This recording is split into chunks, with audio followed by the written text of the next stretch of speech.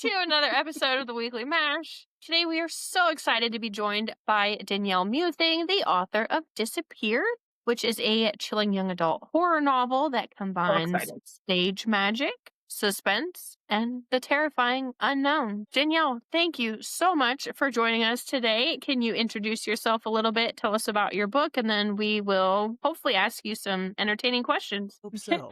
Yeah. Hello, I'm Danielle Muething. I am mostly a young adult author. I'm expanding a little. I have a children's book as well, and who knows what the future holds. But I write young adult and middle grade horror. I'm also an audiobook narrator, and I've narrated, I narrated 4 of my books. Disappear, I did not narrate myself. I found a male narrator, and we went through Fright Night Audio is going to be producing the book, and it's coming out soon, and I'm so excited because I love audiobooks. And yeah, I don't know, that's me. I love horror. I've loved horror my whole life, and I've been an audiobook narrator since 2019. I just had I was like, I want to write a book, and my husband said, do it. And so I did. Yeah.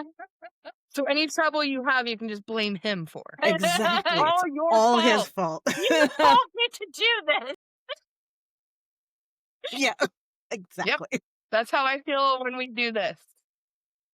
Not that I ever really have that issue, but like I'll like wake up and I'll be like, oh my gosh, I'm so tired. I have an interview in like 25 minutes. And my husband's like, yeah, well, you did it to yourself. I'm like, it was your idea. Your idea. You did it. But we're always fine by the time we get rolling. So Right. And sometimes the more tired you are, the better. Yeah. Because then it becomes much sillier. The delirium kicks in and it's just a blast. Yes. Exactly. Why every podcast episode is fun. You guys are welcome. Called Torture Life. You know. Teacher Live. Mom Live. Podcast Live.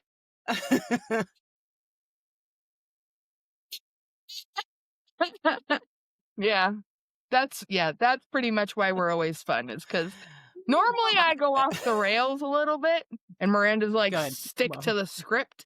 Ashleigh, come back to us. Come back to us. Every time. Miranda's like, and we're going back to the book now. And I'm like, you are no fun. No, she's in for it now because now I'm here. And I'm going to be just as bad. So see, you're outnumbered, Miranda. You think she's the older one, but she's really not. Because she's boring. See, she's the sensible one. We need one of those ways. Okay, well, starting off with fun already. We're already having fun. If you could describe Disappear in 3 words only, what would they be? Mysterious, creepy, fun. I don't know. Oh, yeah. I think horror can be fun too. No, it's true. So, you know. Yeah. When it gives you the bubble guts. Different. Yeah, there's what was that? What? When it gives you the bubble guts when you're laying in bed and I did not know where you were going with that, but okay. Right. Like horror I like books bubble and guts. suspense. And yeah. Like who done it? That's my 3rd word. Bubble guts. You're welcome. Is that one word? Yeah, bubble we'll It's call in it parentheses, so it counts. Yeah. I love it. Perfect. Bubble guts. Yeah. I want tagged in that every time you use it. There you go. Man, trademark. Bubble guts. We're going to have to make a sticker now. Oh my gosh. Heavens. We're already crying. We're already crying. Success. Okay. Miranda, that's your clip. That's your clip. I know. This is me redirecting. Yep. You have a unique premise with a magician, an assistant, and a vanishing act gone horribly wrong. What sparked the idea for your story? What a lovely question. So, stick with me. Sticking. I am a big fan of the Brady Bunch. Okay. Yes, and I know you're like, well, where's this going? I'm on the train. So, I mean, it could be horrifying depending on who you are, but go ahead. So we were doing a rewatch of the show, like you do, and there's an episode where Peter Brady, the middle son, wants to be a magician, and the youngest daughter, Cindy, she goes to see a magician show, and they do the disappearing lady. And when the woman disappears, he opens the door and she's gone. And Cindy thinks she runs out of the room because she's so scared and she doesn't see the woman come back. So she thinks the woman has disappeared for good, right? So then when Peter starts to put together his act, he wants to do the disappearing lady trick. And she's like, you can't do that because it disappeared. And then her little brother plays a trick on her and he pretends to disappear for good. But then she does the trick and realizes that it's a trick and she does come back and it's all fine. So I started thinking, but what if she didn't come back? Right. What would happen? Like, where did she go? And then what would happen to the magician? Because people would say, what did you do with her? Or where is she? And so that's where it came from. The I Brady love Bunch. it. Yeah. Yeah. Awesome in stories. And though. I actually dedicated it to Peter and Cindy in the beginning of the book.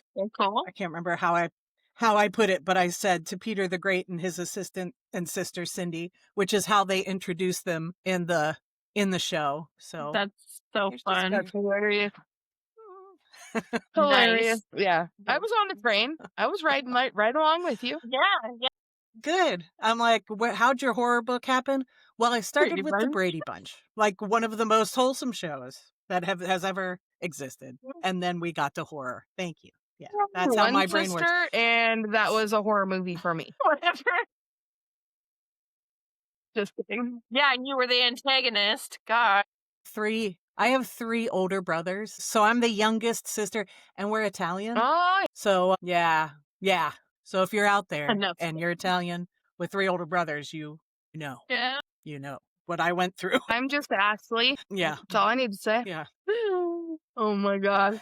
Okay. Yeah. AA horror can be a tricky genre. We just actually had another author right before you who wrote YA, and she is like on the line of like what you can and can't do. So balancing scares with that coming of age element, what drew you to write horror for young adults specifically?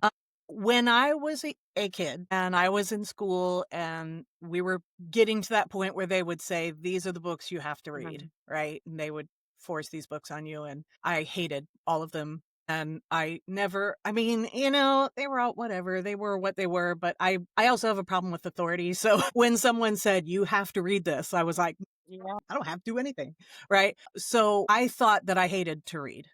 And then I know Christopher Pike was one of my earliest horror authors that I found. And then, of course, R.L. Stine with Fear Street. I was a little old for Goosebumps at that point, but like I read Fear Street. Then, of course, I got into Stephen King and older enough.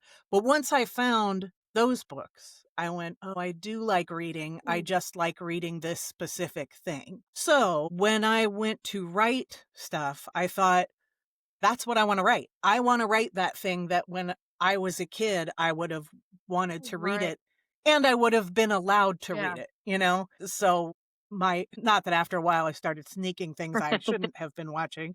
Sorry, Mom, but she knows now. But, at the time it was, let's be aware of what my child is reading. And so I had to I had to find that stuff that was written for me. So that's what I write now is that stuff because that's what I would have wanted. Yeah. Very cool. Right before we hit record, I was talking about how I need to buy this for my oldest daughter. She's like right on the lines of like YA and like new adult. She's 16, but she's very mature. She's been reading, like she was reading the Wizard of Oz chapter book in kindergarten. Like it's crazy. But like she loves Natasha Preston and like there's a whole bunch of other authors that she loves. But it's trying to find like that fine line of stuff that mature enough to keep her entertained, but not mature enough to cross that boundary line. Her for life. Yeah. But also on the same side, like she's not reading a children's book, So right. Yeah, I'm excited to see if she likes this. Well, I have 3 that would be in her wheelhouse. I have Disappear, and then the other 2 would be Sisterhood. I think she'd really enjoy Sisterhood. That's about a girl, she goes into college and she wants to join a sorority. And there's this mysterious sorority on campus, and she's the only one who's invited to visit the sorority. And of course, we know things go horribly wrong.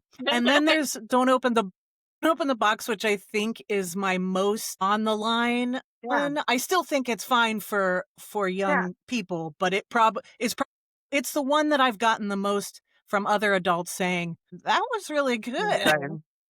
There's this one scene that will stick with me forever. And I'm like, oh, thanks. So, but yeah, what I write, I don't know that I have any language Mhm. in the books. Maybe some of that stuff that isn't, I don't get too bad with language. And even the horror stuff isn't, besides Don't Open the Box, isn't as in your face as, it could be. Yeah. And of course, romance, not, besides Sisterhood has a little bit of romance, but it's like, Yeah. flirty, holdy hand stuff. So because that's what I'm like, I know that stuff can be in young adult books, and I have no problem with Yeah. that. But I want those kids. Last night, oh my gosh, here I'm going on the You're tangent. good. Yeah, yesterday was my mom's 80th birthday. Happy birthday! And we had a big party, and a friend of ours was there, and his son, who I think he said was 11 or 12, we were talking, and I said, do you like horror? And he was kind of like, And so I recommended one of my middle grade books, and I said, give it a try, see what you think. And that's what I want, someone like him who's never read horror before to have something that he can read that isn't going to overwhelm him with horror. Like, you're getting a taste of what this genre is, and yet I'm hopefully not traumatizing you. You're dipping your toes into the water. It's not just like full on cannonball. Right. Yeah. Right. Telling Start somebody to here read and then grow. romance and they pick up a dark romance. Right. No, this one will be great. Like, no, don't start there. Yeah. I want to come back a here's little some bit. right. Here's some extreme horror. Good luck. Yeah. Yeah. Yeah. Yeah. So, but yeah, that's what my stuff is, and even the things that I say are young adult, more high school age kids, even those are still like, you're getting started in this genre. You're seeing what you think of it, So PG, I would say PG-13, Perfect. PG, is that even a thing anymore, Yeah. It is in our world. Yeah, but I can tell you that PG and PG-13 when we were young is a lot different than it is now. All right, let me tell you how old I am, right?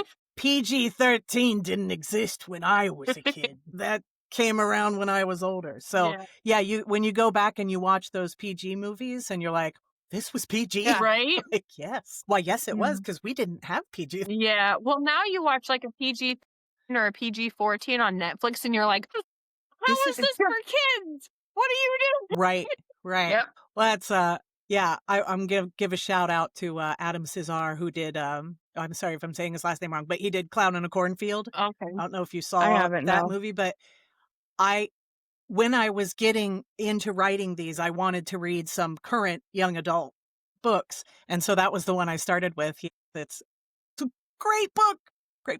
And then it was made into a movie, and I was like, oh, you can say that? Yeah. You can do that in a young adult book?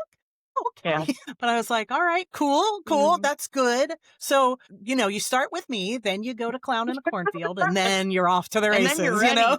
You're just ready. You're ready. Yeah. You're good to go. Oh, man. Oh, gosh. Okay, let's dive into Disappear a little bit. So we have Jane, who you said disappears during the act and comes back different. Without giving spoilers, what can readers expect from the atmosphere and the tension in the story? So let's see, without giving away spoilers. So it's just Jane, when she comes back, she's very bubbly. I have a couple of scenes where the book starts right after the magic act. So the very beginning of it is Dustin is being interrogated by the police because they're like, what'd you do? Where'd she go? They think that he's done something to her. So we already start out everybody, there's a lot of tension and everybody's a little nervous, and Dustin's sad and scared because Jane is also his girlfriend. So, love of his life has now disappeared, and, he's being blamed for it. And he has no idea what's going on. So then she comes back pretty quickly, and but she's very different. So when we show a little bit of flashbacks of Jane, she's very bubbly, she's very sweet and cute and nice. And when she comes back, she is not. She's very quiet. She doesn't really talk much. And so they can't get answers out of her. Like, where were you? What happened? Where have you been? Been through some And stuff. she's just not. Mm. She's been through some stuff. And so, and it kind of builds from there, just like, just trying to figure it out. Ugh. So, yeah. Dang it. Yeah. Love So the mystery. excited. Dang book, I'm telling you. It's a good thing my debit card's locked right now. I'm telling you what. They're like, it had nothing to do with that 15 We cents. knew you had They're like, interviews we tomorrow. know. It was You're all the See the book. pattern You need to here. 'Cause it happens every calm dang time down. we record. My husband's like, you bought more books? I'm like, yeah. You should have heard the interview. Yeah, I did. Sorry, not sorry. Could be You're right. worse. Could be pets. He actually told me yesterday, if I bring home another dog, he's leaving me. So I started How looking many on dogs? Craigslist and dog breeders, and he goes, really? Pet Finder and yeah. How many dogs do you have? I have 4. Or Oh, so lucky. I have 2, and I've been told the same thing. I'm not allowed to have more I than have 2. 3 too many and 3 cats too many. Yeah, Very we have random. 2 big dogs, so that's why we're like, okay, if we got one more, there's no space in the bed. I have Australian so. Shepherd Blue Heelers, Baby. but I live in the country, so Yeah, it's not Yeah. that bad. Yeah, if we had more land, I'm sure we'd be in big trouble. Right. Because I'd be like, we need all the dogs and cows and sheep and chickens, and Yep. I want but all of them. All the normally I things. have goats and lambs and pigs Yeah. and chickens. Yeah. I want all that stuff. And, well, my kids show livestock. Well, they did show livestock. We officially decided no more. Yeah, So yeah. now I have to, like, make up for it. Right. So I need more dogs. More dogs. I Right. mean, I get it. dogs, pigs, same thing. Right. See, hey, Mike, come here. Yeah. Did you hear what Listen. Ashley said? Listen to this. Dogs and pigs, same Pig, thing. same thing. Right. Same thing. Yeah. Right? Yeah. Cats don't count. He's upstairs. He's like, right. Cats are totally different. You never see them. Especially Miranda's house. Miranda's like, guys, Yeah. come on, back, Let's go. focus. She is. She's like, look, she's even clicking on the script. She's like, Ashley, did you not click on it? And you like highlight it. It says you highlighted interesting. We're gonna. Speaking of interesting, I love it. Dustin and Yeah. Jane's relationship is such an interesting dynamic. See, to play with in a horror story. How did their love story factor into the overall suspense? I believe that it comes into play because they've been together. So they're seniors in high school and they met as freshmen. So they've been together for 4 years and they very much love each other. So when first off, when she disappears, that's a really hard thing for him to deal with because he's so scared. And especially because he doesn't know if he did something. Maybe he did do something to make this happen. So he's like, what have I done? But then when she comes back and she's not the same, it's there are many moments that I think are kind of heartbreaking for Dustin because he's like, who is this? Yeah. This isn't my girlfriend anymore. And of course he's trying to be very patient because nobody knows what's going on with her. And he wants her to come back to herself, but he also knows, he's like, look, you went through something that none of us understand. So, I will be patient, but come back to me, Jane, back. So yeah. Yeah, go back to me. I mean, let's be Right. real. He is a man. What was that? Let's be real. He is a man. He automatically did something wrong. Whether he thinks he did or not. I mean, Just saying. Dustin's a little sweet. He's so sweet. He's a little, he's a little nerdy magician But guy. he made her disappear. Like, I love... You said the word Did he? wrong. We said the word wrong. Did he? Was it his fault? I don't know. You might have to read the book to find out.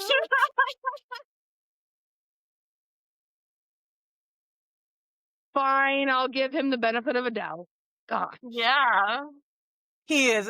I don't know that he's probably just based on Peter from the Brady Bunch, which I've always thought, as far as the brothers went, he was the sweetest brother. He was always wanting to help out his sisters and wanting to help out the family and all of that. You know, Greg was all about his music and Bobby was a little bratty brother and a little kid. So, and Peter, he was such a sweet kid. And so that's probably who Dustin is, just a little bit older or something. All like him. Read that book. Get back Believe to me, I'm already the book. getting there. Debit card locked, Danielle. It's locked. Poor Dustin. And now she's like, look what you did. Immediately, she's like, good, I'm glad he's in the police station. Put him in a cell. 20 to life. That's right. He knows what. Can we make him disappear? What word did you say you wrong, get in Dustin? the box, Dustin. Right. You think it's so great? You get in the box. Yeah. Yep. Pretty much. Gosh. Okay. Right on Do you track, have a Miranda. favorite? I know. Do you have a favorite creepy scene from Disappear that was especially fun or spine-chilling for you to write? Yes, I will say probably one of my favorite scenes is when she comes back, when she reappears. That's the sequel, Reappear. No, when she comes back. And when you read it, just know that I basically am describing my own basement, which is where I am right now, which is why I refer to the space I'm in. But I used my own basement as the setting for where she is, where they put the box while they're dealing with things. So it was really fun to write like my house. Yeah. And I'm out. Nope. Oh, it's a basement? Nope. Even opening the door to the basement. Exactly. And I had a friend who used to come over all the time and she's like, I won't go in your basement. And I'm like, no, I get it. So yeah. So it was fun to write the scene, and also I'm like, why do I do this to myself?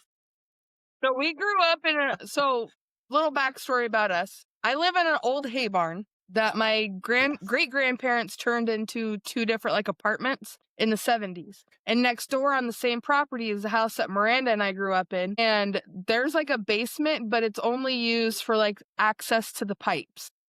Yeah. Miranda and I, there's a door like right here, and then there's a door like right here, and like this is the house door, and you have to walk by the door to the basement in order to get into the house. And we used to run because we looked down there once, and I think it was flooded. Wasn't it flooded? Yeah, there was water in there, and it was creepy AF. There's like spider webs everywhere, and nope.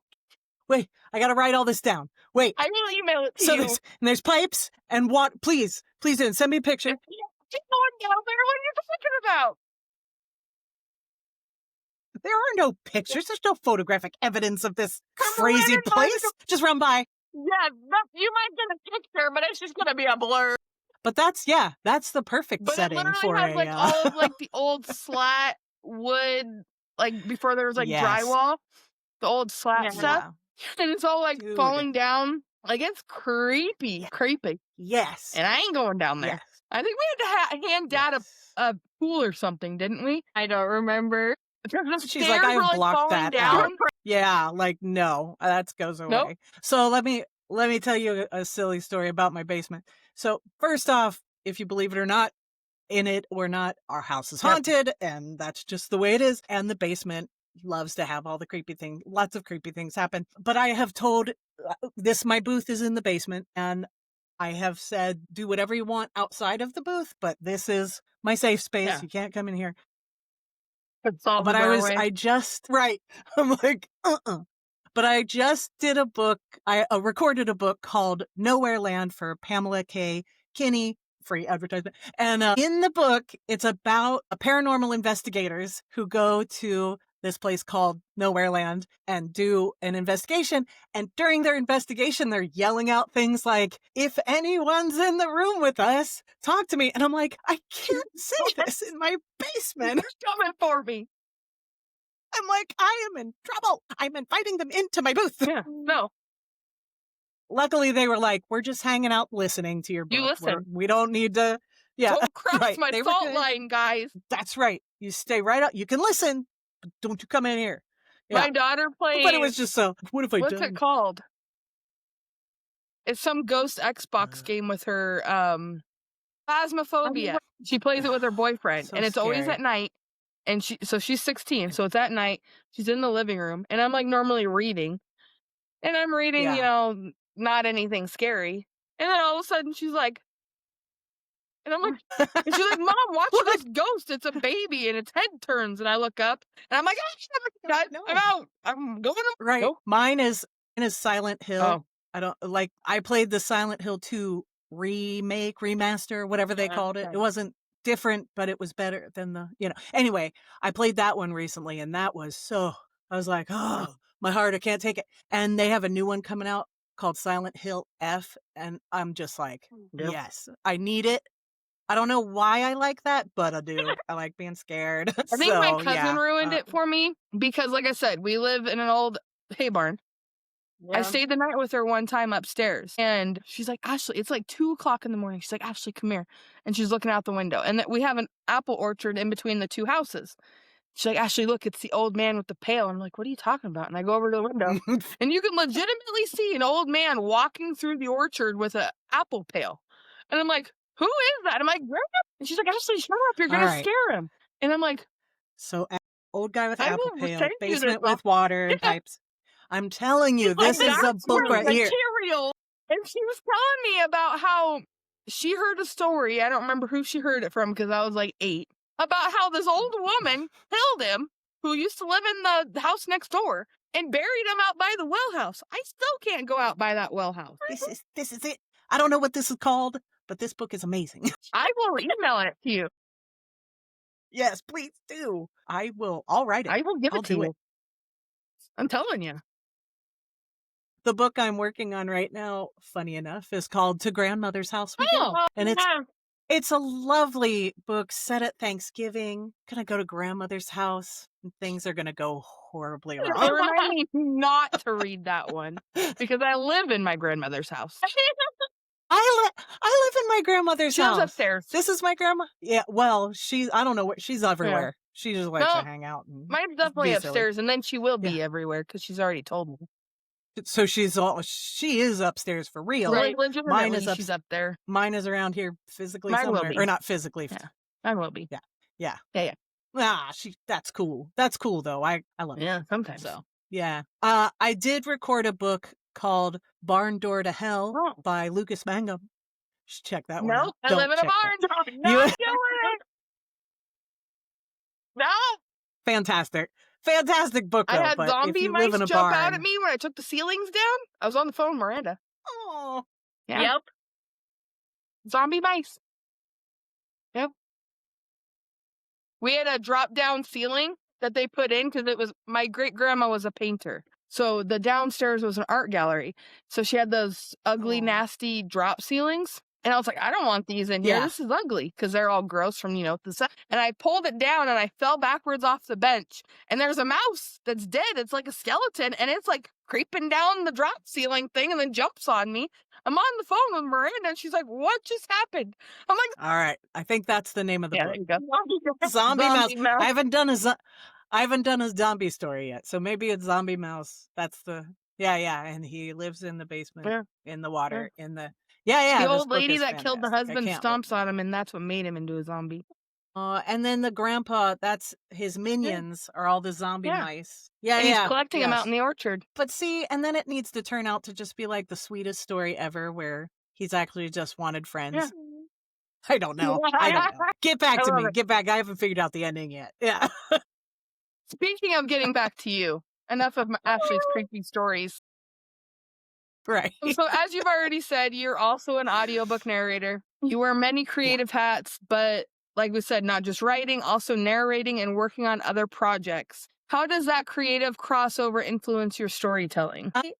One of my favorite things there's a lot of favorite things I have about being an audiobook narrator. I've always loved audiobooks. I mean, I've loved, once I started loving books, I have been all about all kinds of books, and audiobooks have always been something that I loved because I can listen to them when I'm doing anything, and so I really I've been a performer most of my life. I did professional theater for about 25 years before I'm like semi-retired from theater. It's one of those things where I'm like, I'm not saying never, I'm just saying not right now. But I wanted that creative outlet still.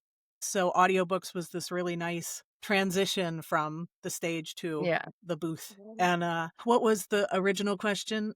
So how does it influence my writing? I feel like I love that I read so many different kinds of books. I read all different genres and then writing styles. And once you're an audiobook narrator, you analyze the book differently than when you just sit and read it. You know, so you're looking at everything, characters and settings and all this different stuff to kind of get yourself into that place. And so you look at it so differently, and even the writing style, because you need to know when are you pausing and when are you, when does the action pick up? So now it's a little more so you have to pay attention to all of that. And it really does get your mind thinking, like sentence structure and scene building and all of that stuff.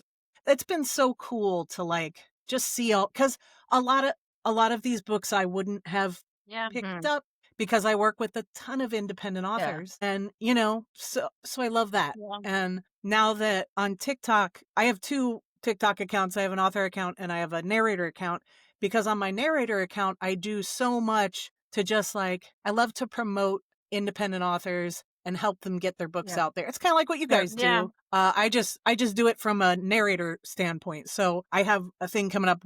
I think we talked about it a little bit. I can't remember if the camera's rolling or not, but I'm doing something called 31 Spooky Stories in 31 Days. Starting October 1st, I will post a video every day of me reading a scene from that. Yeah, independent authors sent to me. And, so every day we're getting ready for Halloween, so it's just, and this is the 3rd year that I've done it. And it's so nice. I just want to help. I know what it's like to try to get your name out there. I've been doing it my whole life. Being a performer, it's all about selling yourself. And when I've had people help me get, like when I got into audiobooks, a friend of mine that I did a show with, she got into audiobooks first. And I said, how did you do this? And she helped me. Her name is Jennifer Jill Araya, and she's amazing. And so she helped me. And, she just helped me. It wasn't, well, if you pay $2.99 a day, maybe I'll help you. No, she was just like, this is what you need to do, and so I do that. I pay it forward. If anybody reaches out to me and wants information on how to become an audiobook narrator, I'm happy to let you know what it's like to get started and how to do it and all that. So I'm going to start because a new series. Pay it forward. 101 Reasons Why Ashleigh Should Never Be an Audiobook Narrator. Yeah.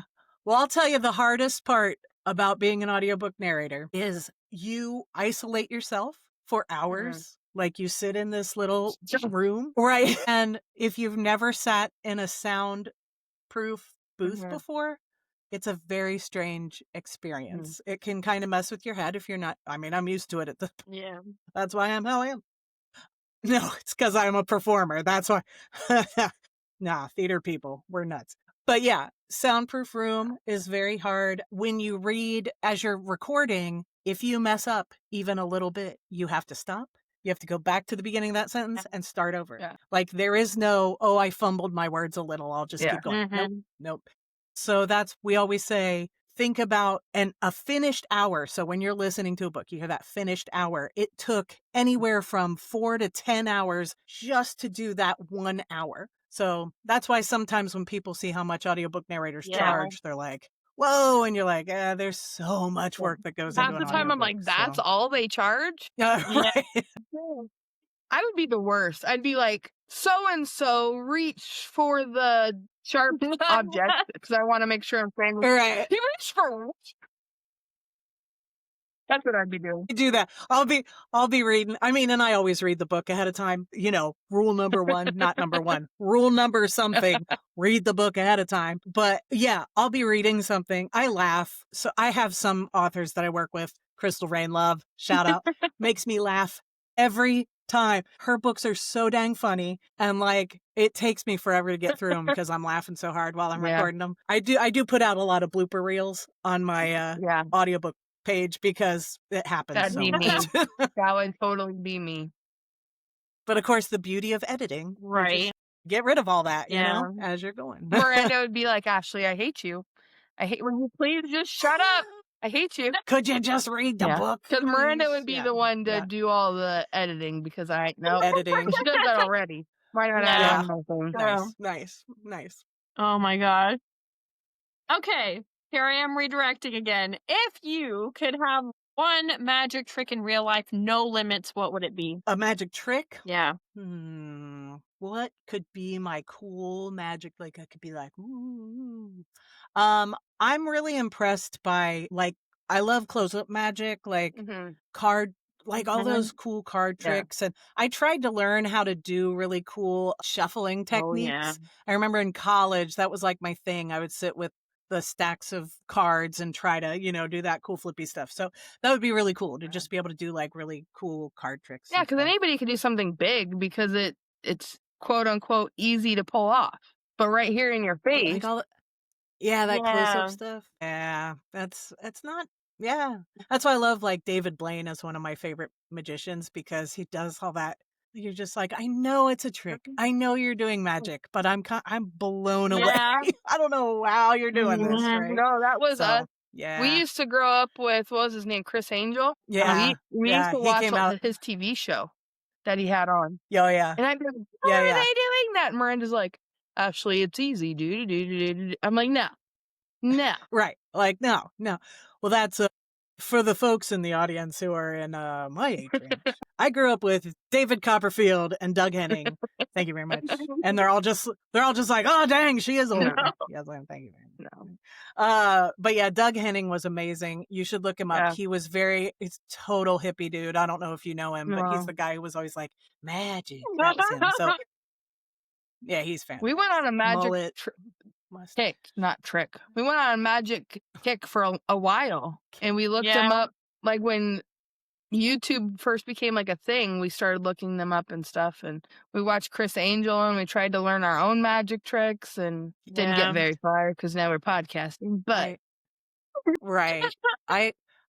I saw David Copperfield live when I was young, and even live, and I was pretty far away from the stage, and yet it was still, I was like, oh, this is so cool. Like, I like magic. I like magic. I'm a nerd. Well, if you're a nerd, I'm a nerd. I know. Welcome to the nerd club, because welcome to the nerd club. We're all a part of this nerd club, and I love this nerd club. I love this nerd club too. I want a CEO. We're a CEO of the nerd club. Miranda? Yep. Get on it. Get on it. She's writing it down. She's like, and okay, so now is our favorite time of our whole segment. Not a very big one, but lightning round time. I'm trying to get Miranda to put in like a lightning, or not sound, a thunder sound or lightning or something on the screen when we do this. But she's boring. So, yeah. We tried to look for buttons and still she's boring. Right. Someday I'll figure it out. If I could reach my light switch, I would do it. But it's all the way over there. I have like a lamp because there's no light in my room. Right. And I can't reach it. It's all the way over there. It's all right. Special effects. Yeah. We'll get to it. We'll get someday. Yeah. If you ever want to sponsor the special effects of the Book Mash, let us know. No. Okay, favorite horror villain ever? Sure. Classic villain. I gotta say Dracula. Oh, yeah. I gotta give it up to him because, back in the day, that was like one of my first horror movies. And I don't mean the one with Gary Oldman, because again, I'm talking Bela Lugosi. We're going way back. So that was like one of my first horror movies, and Dracula. I have a thing for vampires, don't we all? Yes. And so that's where that started. If we're talking a little more, God, this isn't modern at all. If we're talking 80s slasher, it's Freddy Krueger. Yes. Yeah. My Jeep is a Freddy Krueger Jeep. I know. I bought a bobblehead yesterday for the dash. I mean, I just love me some Freddy. I love him.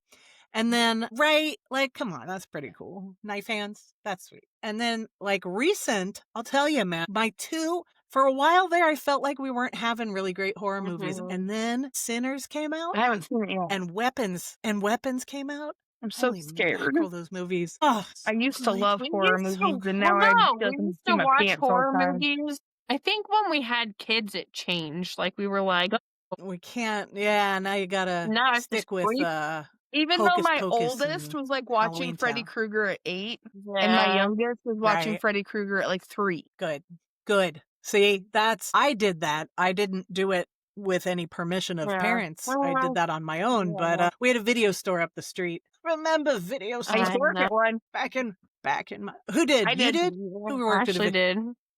Mm-hmm. I think we're kind of the same person. That's what I'm Just saying. like I worked 15 years. I worked in video It's stores. like 4 or 5. I worked I worked in three different video stores, and then I worked for Redbox for like... Remember Red? yeah. I didn't think that thing was gonna last as I long didn't as it either. did. But I worked for them for like 2.5 years. One of the best jobs I ever had. And then it got bought out by Coinstar, and it went to poo. Right. Sorry, tangent. Redbox That days was were such the a best sad days. time. Like Redbox mail when it came in the mail. Yeah. Best day ever. Oh, Netflix. Yeah, Netflix when you used to get, and then and then Redbox came along. That's and what they I were meant. like, Netflix. yeah, I was not one of Redbox. those. Yeah. I was the Redbox ninja who would like show up and fill the machines, and nobody saw So me. I'm like It's in creeping dark over and your night. shoulder, trying to see what you're putting in there. Yeah, and you're like, what you put in? What you Right? put in? Yeah. First in line. Yeah, that'd be me. Right. But yeah, I had a video store right up the street from me, so I'd sneak up there and rent stuff. They knew us really well, and so they didn't really care that I was renting things I shouldn't. That was They us were just too. like, yeah, sure. And and I'd watch all the scary stuff. And I got in so much trouble because my brother would sit and watch them with me, and then he'd go tell on me, and then I'd get in trouble. While my oldest was watching it, when it first came out, my middle was like running up the stairs screaming, but my oldest is sitting on the couch laughing at the jump scares because they're not scaring her. Yeah. I'm a fan of it. That was a good one. It It was good. And we're totally off that. Miranda's like, you guys, you I'm guys. fine. Nobody asked about video stores. What are you talking Shut up. about? The tangents are the best. Okay, so I like the redirection, but I also like the tangents because it's more real. It's authentic. That's what we want to hear. Like, we want to hear about you. These are the things that you enjoy. So I'm fine with it. That's good. Yeah. Good. Because I will do it, as you can tell, often. See, this is why we're friends. Right. I'm telling you. Yeah, I know we're in totally different time zones, but someday. Same person, someday different time zones. Right. Yeah. That's another book. Wait, it's the same book. Zombie Mouse. Somehow time travel is in that too. Yeah, why not? Why not? To Ashleigh.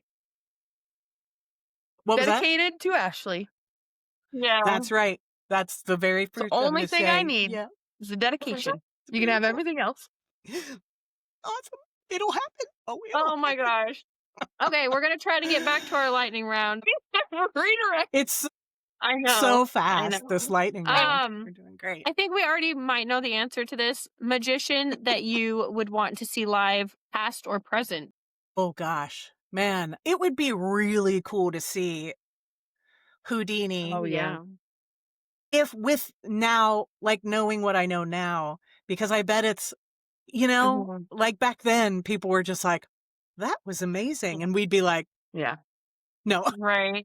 And or we'd be like, I think this guy is actually from a different world. He actually is a magician. I was obsessed with him for a long time. Houdini would be cool. Mm-hmm. Yeah. It would be cool to see I agree. him for real. I agree. Yeah. Coffee, tea, or something else while writing. Something else. Tea is okay if it's something, tea and something, like raspberry tea, lemon tea, something, or, a lemonade and tea or something. But I'm not a big tea person. And I don't drink coffee, which my husband doesn't understand. The same person anymore. But see, it's okay. You drink all the coffee. Yeah. I let you drink all the coffee, and I drink something else. That's what me and Ashley do. I don't drink coffee either. She's the coffee drinker, so I live on coffee. See? Yeah, my husband is all about the coffee, and I'm like, I drink a lot of water. Oh yeah. I bet. Because I talk so much, not only here, but in real life. But yeah, so I drink a ton of water. But we'll go with water. I like it. And I only drink water while we're doing this. Depending. Good old H2O. Yeah. Here's my water bottle. Cute. That's cute. This is what I have today. Okay, those happen if I haven't been sleeping well and I have to edit. I need some energy drink because I will fall asleep. We were talking about the delirium proof. Yes. Yep. I can do energy drinks. I can't do them much, but every once in a while they make my heart go like just this, need it. and I don't like it. Yeah, and you're like, oh, that can't be good. Have one a day. Yeah. When I used to live in Orlando, Florida, And when we moved back to Cincinnati, we were in our 20s. Yeah, we were still in our 20s. And we wanted to do it overnight, I think, which I do think we stopped. But it's like a 15-hour drive. And so I just remember we got energy drinks. Every stop, we got another energy drink. And we got home and it was that like we were so tired. And yet we were like, and I said, okay, we shouldn't do that. I Like that drove might have been a little from much. Kansas City to Washington State. It's a 26-hour drive. I did it in 22 hours. And hell yeah. every time I stopped, I'd get like 4 of those 5-hour energy drinks and drink 2 of them. And then I had the Mountain Dew amps when those came out. I had like 18 of them in the center console because the girl I was riding with couldn't drive my truck with a 4-wheeler in the back of it. And then going through Wyoming, it was like freezing rain and I'm like doing this. I gotta drive. And she's like, do you want me to drive? I'm like, I've got it. I've got it. We're good. But then I get home and I'm I'm gonna like, get there quick. oh my gosh. And I had to work in like 6 hours and I'm like, I can't sleep. Yeah. Then you get to work and you're just like, I don't know what's I going on. don't think I did go I don't to think I'm sleep. on this planet anymore. I think I was awake still. Man. But then I think I slept Yeah. for like 2 days. And then when you, I was going to Yeah. say, when you crashed, Crash you crashed hard. hard. Yeah. And that's the energy And I drink think that's when I tangent. stopped drinking them. Yeah, right? Yeah. I don't do it much, but every once in a while. Yeah. Every once in a while. Okay, last lightning round question. For as lightning check as this it's round out. been, book that you have reread the most. Ooh, okay. It's called The Stupidest Angel, and it's by Christopher Moore. If you've never read Christopher Moore, please go read Christopher Moore. He's brilliant. I would say his most popular book is probably Lamb, the story of, I'm going to get the title wrong, but it's something about the story of Jesus Christ's best friend, Biff. So, it talks about those years that we don't know about what's going on, told by Biff, his best friend. But he's so funny, but he also does a lot of, like, it's all vampires and ghosts and lizard people and all that stuff. But Stupidest Angel was the first book I picked up by him. And I was looking for a Christmas book, and it's got this cute little drawing of an angel in front, but it's about zombies. So, it's so good. And I read it every year at Christmas time because it's not like the longest book in the world. So it's this nice little, I can read it right around Christmas and gets me in the mood for zombies and turkey, So Stupidest Angel. Check it out. Christopher Moore, check him out. He's amazing. That's so good. Yeah. See, I can't read a book more than once. Yeah. I tried. I would say the other one I've read the most is probably Misery by Stephen King. If you've only seen the movie, that's good. Yeah, the movie's fantastic. And like Kathy Bates, I mean, she's like one of the best actresses to ever exist ever. But that book is messed up. Like you think the movie's messed up, read the book. It's amazing. So I've read that one a lot too. But just every once in a while you're like, I need that. Because I read so much for work. Yeah. And those books are great too. Like I love reading those too. But I don't read, I guess you say, for fun as much as I used to. And sometimes when I sit down to read for fun, I'm like, I just want to read something I know I'm going to really like, Yeah. And so I will reread things. But Stupidest Angel, that's just tradition at this point. So. See, so what's funny with me is I have a severe anxiety disorder, and then I was told that if you have severe anxiety, that like you're one of the people that rewatch like TV shows and stuff because you know what's happening. Yeah. But so I'll rewatch like Sons of Anarchy. I rewatch all the time. Grey's Anatomy. Like, I'm telling you, we're best friends. But like I rewatch all these shows all the time, but I can never reread a book. Interesting. I'm the same way. Yeah. I also have the anxiety. Thank you. So we're the same person. Yes, Buffy the Vampire Slayer is my favorite show ever. Yes. I'm obsessed. Obsessed. So good. Yeah. I have a tattoo. That's love how bad it is. I love it. Now Sons of Anarchy is why I ride a motorcycle. And that is a true story. My husband's always ridden. He's always ridden. And he's always had a motorcycle. And he kept trying to talk me into it because I didn't like riding on the back of motorcycles. It made me nervous that you're not in control. Exactly. And my brother who tormented me, took me out on a motorcycle once, went way too fast, turned a corner, scraped the pegs, scared me to death. And so I was always like, I don't want to ride on motorcycles. So he was like, you need to learn how to ride. And I was like, Yeah. And so then when Sons of Anarchy came out, he watched it and he was like, you got to watch this show. I watched it and I was like, oh, this show is amazing. I loved it. And let's go take a motorcycle class. And so I ride because of Sons of Anarchy. I don't think Now, Miranda it's still has watched Sons of Anarchy. Not. I mean, for Jax alone, I'm just Jackson. Opie. I met Kim Coates, who plays. Yes, I'm Frigg. jealous. He is when you watch the show, not to give anything, it Yeah. doesn't give anything away because he's nuts from day one, but he is like the craziest character. Nicest freaking guy. I'm so jealous. Nice. Yeah. It's such a sweet guy. And once we told him we ride, it was just like, beep, beep, beep, beep. We were all like crazy. It was so The things I would Such a do nice for dude. Charlie Hunnam. Did you know he was supposed to play? Miranda's like, I did. quickest lightning round ever. I did know He that. was supposed to play Christian Grey in 50 Shades of Do Grey. you know how mad I was that he did not get to play that? Can you imagine how good that movie would have been? Now, I will say, what was his name? The guy who did play, whoever, that guy. There's a movie. I'm laughing because I'm like, what are we talking about? There's a movie called Barb and Star Go to the Vista Del Mar. I'll have to look it up. And it has Kristen Wiig in it and the guy from 50 Shades that I can't think of his Jamie name. I'm sorry. something. Yeah. Doran Yeah, or Jamie something. Duran or Doran. Yeah. Duran. Yeah, We yeah. got this. Him. Right. We got there. He's in it. And he is so dang funny. Like I had no idea. Because I was like, all I know, Well, he was boring in 50 Shades. How do you make a movie? So here, is this happening? Hold on, soapbox. Okay, here it is. I'm on it. When 50 Shades came out, everybody in the world was talking about it, right? And I was like, okay, fine. I'll go read this book, right? So a friend of mine at the time was living here at the house and we went to the library and we got 50 Shades. And so we get in the car and I like open it to a random page and I started reading it out loud. And we were both laughing so hard by the time we got home that we were like, you know what we need to do? We need to read this book out loud to each other. My husband would come in the room. We'd be like on the couch under our blanket, like read it and like just dying laughing. And you know, bless your heart if you think it's a great book and you're allowed to, but that writing. No, yeah. I mean, come on. I literally just saw a TikTok that said me back in when I thought 50 Shades of Grey was the best book ever written. And you're like, oh. I never jumped onto that train, so.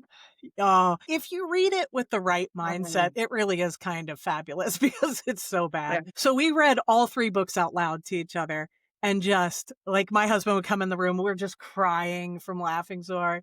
And so anyway, so then the movie comes out and I'm like, so we're all about, I'm like, I can't wait to go see this movie. It's going to be so like just crazy. How do you make a movie out of 50 Shades of Grey and it's boring? Mm-hmm. How do you do that? That is a special kind of something because here's this material that's just, whew. And they were like, yeah, it was something. I was like, oh, I'm so disappointed. I was ready. The first time I started reading it, I worked at a casino and I was on my break and I literally took the book with me to break and I had my feet up and I'm all proud because everybody's reading this book. And I open it up and I'm like 3 pages in and everybody's looking at me like, is she really reading that like at work? And I'm like, because I didn't know. I'm like, right, I'm reading it. And I get to like the first scene. And I'm like, I should not be reading this at work. I am so sorry, everyone. Sorry. I had no idea. I put it away. I apologize. I'll read this later. I'll read it at home. Oh my gosh. Learn to like Ashleigh. So anyway, I write books for kids. Oh my God. Wow, this went in a different direction. It's like PG-13. Right. Okay, we're going to talk about 50 Shades. We haven't said anything. Those who know. We're talking about the 50 Shades of Purple. Not great. Look at my eye. I'm winking. I was going to say something. I can't remember what I was going to say. Oh, I was going to say, here's a warning, just a little warning. If you look up my name, be aware that the stuff I record is not young adult. I have recorded young adult, but I record everything. So everything with a wink. Everything. So just be aware of what you're getting when you look at the audiobooks, because there are some things out there that young ears should not, sometimes even adult ears shouldn't listen to, depending on who you are and what you can My handle. husband will be doing the fast forward button because he's my husband. He's listening to Zodiac Academy and he's like, fast forward, can't do this. Nope. Well, I did, last year was about a year ago, was the first time I did an extreme horror book. And, I don't know if you've heard of Judith if you're not in the horror, world, you may not know, but Judith Sonnet, she's a pretty big name. She wrote a book called No One Rides for Free. And it was huge on TikTok. Everybody's talking about it because it is extreme. And Fright Night Audio put it up for an audition, and I kept looking at it and I was like, I've never done extreme before, recording wise. And I was like, I don't know, am I going to audition for it? And then the last day that they were taking auditions, I was like, okay, I'll send in my audition. Hold my arm. Right. And the next day they were like, hey, you want to do it? And I was like, speaking of anxiety, I was like, what have I done? So I got it and I was reading it. And like I said, as a narrator, you're looking at it much closer than you would. And I was just like, oh, I got to record this. And it was so scary. I was like so nervous because for those of you who don't know extreme horror, it's no holds barred. Like anything can happen and really awful things do happen in them. I was just like, whoa, what have I signed in for? But I did it. I was able to get through it with the help of Joe Hempel, who owns Fright Night Audio. I sent him many messages like, I'm freaking out again. He's like, you're okay. You get through it. I was like, okay. And I have to say now Judith Sonnet and I are good. We're, good online friends. And I've done many books for her now. And she pays your therapy bill. Yeah, that's right. That's right. But that's another great thing about audiobook narration is I have these friends, these author friends that, again, she lives in Texas. When would I have met her? I'm in Ohio. I wouldn't have met her. Crystal Rain Love, we're good friends. And I've met these people in real life. I try, Judith came to a convention a couple months ago in Indiana, which was about 2 hours away. And I was like, I'm going. I want to meet her. So I went. We hugged a lot. It was very nice. That's so but cool. it's just, these people are so, I love it. I make these friendships. And, we're the same. The relationships that we've developed just from talking to people, like we have a lot of really good friends now who literally just message us all the time. Or like, hey, I'm coming to this author event. You guys are close? Are you going? And we're like, if you're going, we'll be there. Yes, we're going. Yeah. Cause it's like, I'm happy to have an online friendship, but I love meeting people in real life and I love hugs. Yeah. So I'm like, I want to meet you and hug you. That's, So as long as you're okay with the hug, I'm okay with I'm like, the hug. Can I hug you? So, is that weird? Even though I'm not a hugger. I'm like, can I hug you? Yeah. It was so funny because I hadn't asked Judith ahead of time. Usually I'm like, because Crystal Rain, I love her so much because we've known each other for 6 years. She was like the third or fourth book I ever recorded. And I've done every book for her since then. And she's so awesome. And she came and supported me at one of my author signing events, and she lives like 3 hours away. And it was so nice. Cool. Anyway, so the first time I met her, I was like, she's not a hugger. And I know that because, we kind of talk about, and she let me hug her, but it was, it was one of those like, right. She did it for me. That was very nice because she knew. But I hadn't asked Judith, and I was like, oh, I wonder if she's a hugger. And like we saw each other. She saw me, and she was just like, yeah, I could just tell. I was like, oh, it's happening. We're gonna hug. Yeah, hug. And we just had. It was like this amazing hug, and I was like, oh, that's nice. So like, can I let go yet? Are you ready to let go? Like, no, no, this is my life now. Oh my goodness. So that's awesome. Yeah, I always tell my husband, because my husband, he hugs me because he has to. You married me, you gotta hug me. Don't tell him. He's a hugger. Husband. He's not. I will hug him. Don't hug me. But he's a hugger, whereas I will hug anybody. My husband's more like, once we're friends and we know each other, I will hug you. But I always tell him I want to get one of those shirts that says free hugs, and then I will hug everybody. And he's just like, no.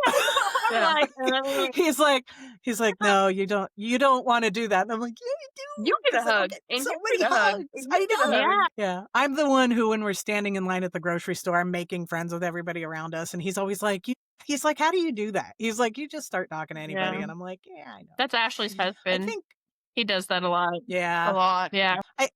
I think we need more of that in the Yeah. world.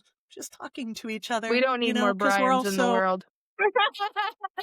we all get, we're in such a digital time where everything's done. And I mean, Yeah. even this kind of thing, I love this Yeah. because we're talking, it's not, we're talking to each other. And I love that. So yeah, I just like conversations, real conversations with people is so nice. Agreed. Right? Sorry. You're good. The quickest lightning round I know. you've ever We seen. love it. Yeah. And We love it. with that is the end of our questions for you, Danielle. Can you tell? Can you tell everyone Yeah. where they can find you and your work? Absolutely. So I do have a website, daniellemuething.com. I'm probably most active on TikTok, but I'm trying to grow on Instagram and Facebook. But you can all three of those. I am Danielle Muething, Danielle M Writes, or Danielle M Narrates, or some form of that. But if you go to my website, you can find it's all there. Yeah. It's all linked. But all my books are available on Amazon. I have one. Sisterhood is wide distribution, so you can get that anywhere. And I have 5 of them out. No, I have 6. I just don't have the 5th one in physical form yet. So I have 5 books: Arts and Crafts, Disappear, which we talked about. We're at Camp Silverside with cute little Octoman. Sisterhood, and Don't Open the Box. And the newest one is a children's book called Susie Sasquatch and the Sunflower Squad, which was also from the Brady Bunch. That was inspired by the Brady Bunch. Thank you very much. So Chet, that one just came out. I will be at an event. If you are anywhere near Covington, Kentucky, I will be at an event on Saturday called the Covington Cryptid Block Party. They have a website, so you can go check that out. And it's all cryptids. And if you don't know what a cryptid is, that's like Bigfoot, Loch Ness Monster, it's those kind of things. It's the first place I'll be able to sign and sell Susie Sasquatch. cool. So they're supposed to come in on Monday, please, because it's on Saturday is the event. But yeah, so come and give me a hug because we can hug. So yeah, and follow me on stuff, and I'll post about all this stuff. And yeah. Well, we will have everything, Danielle, in the captions below so that you can get to all of it. Awesome. And be sure to follow, read all the books, enjoy everything that is Danielle. Don't forget to follow the Book Mash on our socials and join the conversation. Until next time, happy reading. Hey, thank you guys for having Thank me. you. I had a blast.